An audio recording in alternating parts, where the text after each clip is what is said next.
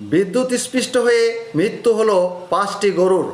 গতকাল বেলা 11টা নাগাদ বীরভূমের নলহাটি 2 নম্বর ব্লকের নওয়াপাড়া গ্রাম পঞ্চায়েতের নাগপুর চেকপোস্টের কাছে মাঠে গৃহপালিত গরু চরাতে যাওয়ার সময় বিদ্যুৎ স্পৃষ্ট হয়ে মৃত্যু হলো 5টি গরুর।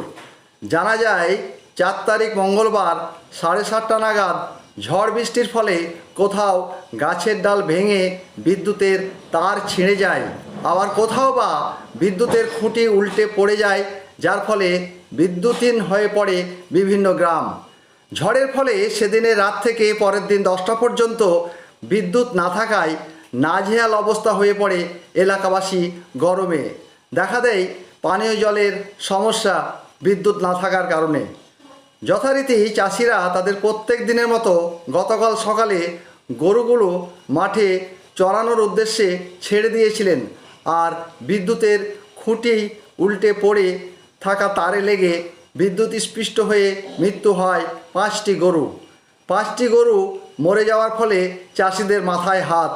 খবর পেয়ে ঘটনাস্থলে ছুটে যায় নলহাটি থানার পুলিশ। নলহাটি 2 নম্বর ব্লক থেকে তথাগত চক্রবর্তীর রিপোর্ট, জনগণ নিউজ।